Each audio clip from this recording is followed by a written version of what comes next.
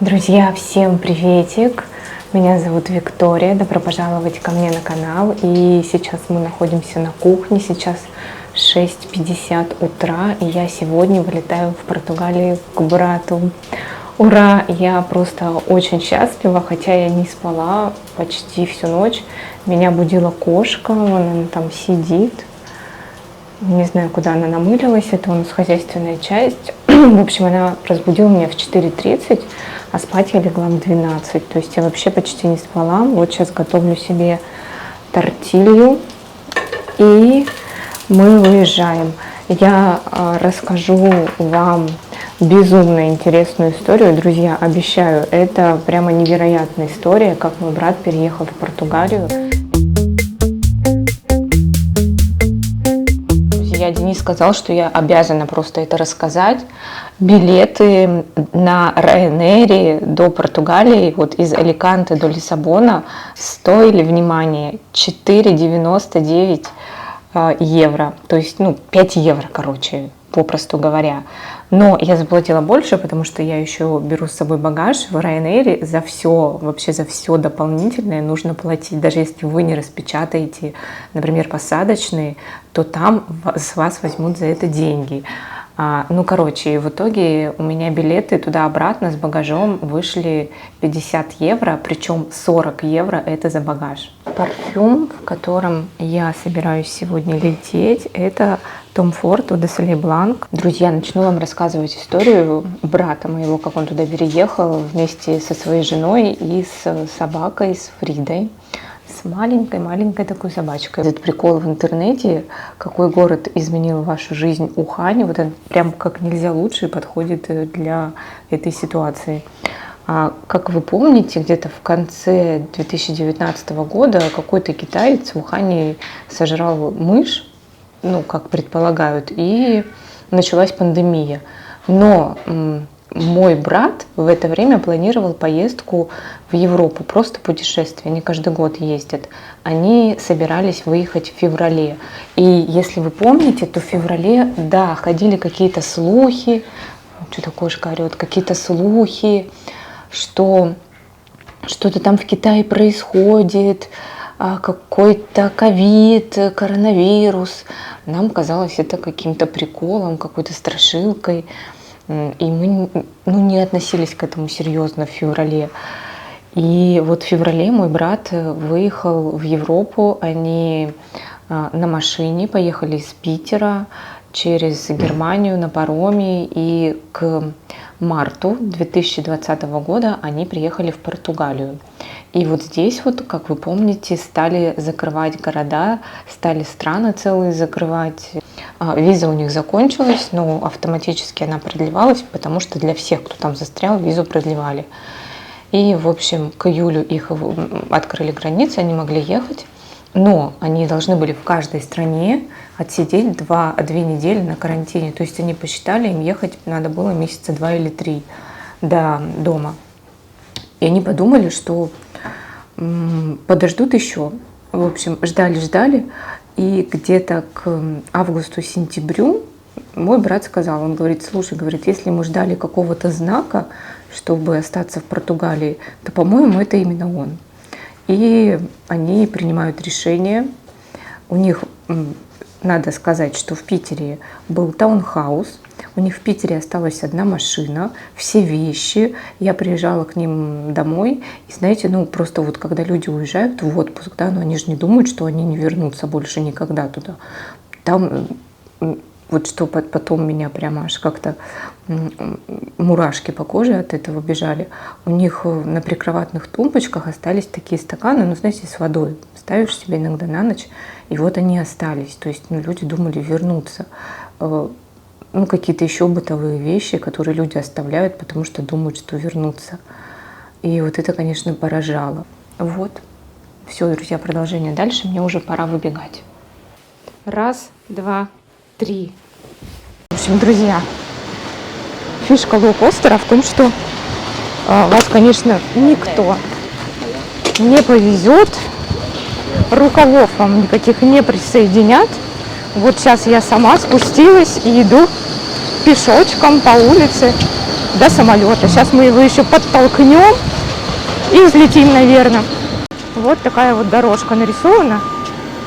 Зелененько идем. Привет, Ryanair.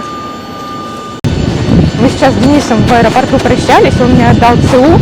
Я говорю: Денис, слушай, за эти дни ты просто все время думаешь за меня, даешь ценные указания. Я говорю, у меня уже голова отвалилась из-за ненадобности. Я не знаю, долечу ли я сама до Португалии. Голова-то ведь она не вырастет за 5 минут. Ну, вроде бы в самолет я сажусь. Все-таки как-то я загрузилась, как-то дошла я сама. Все-таки чуть-чуть головы у меня осталось. Кстати, друзья, скажите, а вы боитесь летать на самолете? Я одно время очень сильно боялась. Прям до такой степени, что я вот при взлете просто как сжималась в комок, знаете, группировалась, готовилась упасть. И часа 4 я могла сидеть в таком напряжении, и только когда мы садились, я просто плакала, потому что расслаблялась. Но со временем работы с психотерапевтом, я не работала с этой темой специально, но общий фон тревожности снизился, и мне сейчас не страшно.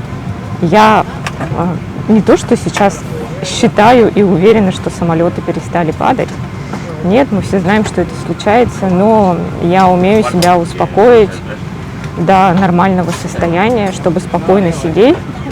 И в этот момент, да, не думать, что вот сейчас в каждую секунду самолет может упасть и вообще все что угодно произойти с этим самолетом. Нет. И если сначала это происходило осознанно, прям я себя утешала, я знала, что я какие-то слова там себе говорю, то сейчас, ну, просто этого даже уже не возникает.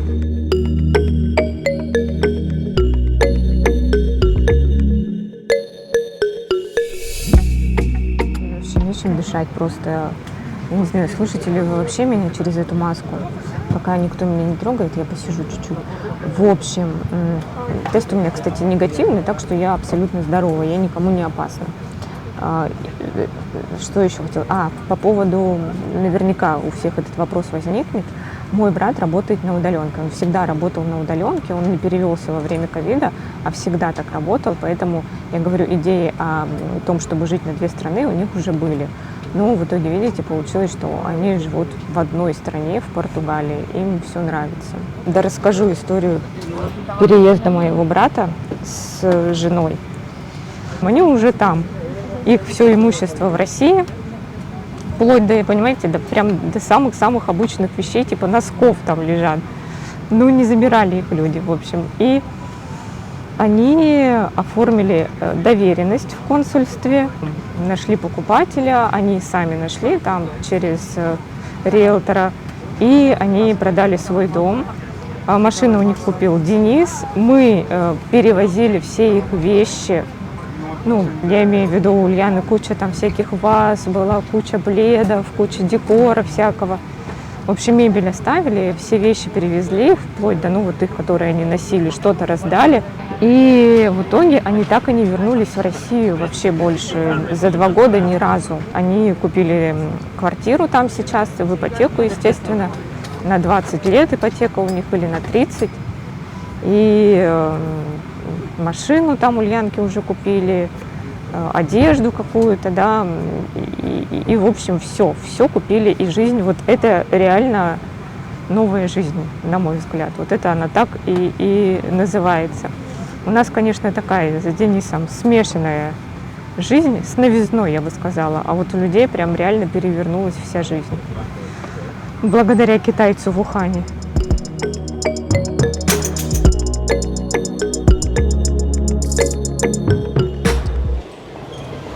Ну, смотрите, вроде бы голова у меня как будто бы начала отрастать. Я вроде иду куда надо, не спотыкаюсь, не падаю.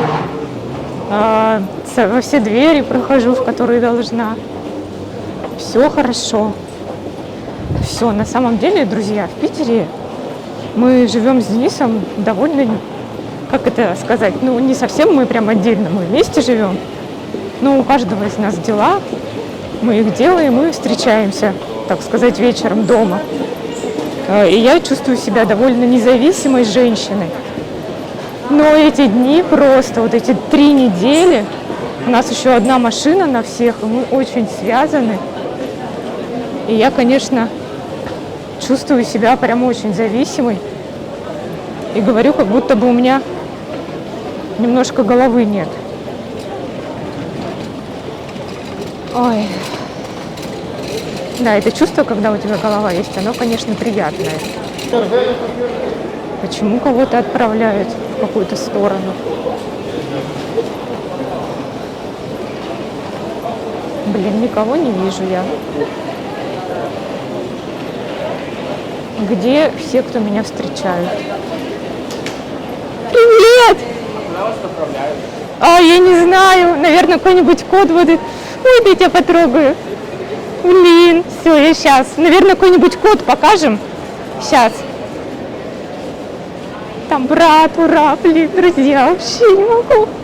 Друзья, все, вот я на месте, вон там мой брат, вот здесь Ульяшечка, Ульянка и где-то Фрида. Фрида где-то на балконе. Пойдемте найдем. А, нет, она вон. Вот. Где вон Фрида? Все. Все, друзья, спасибо, что вы сегодня путешествовали со мной.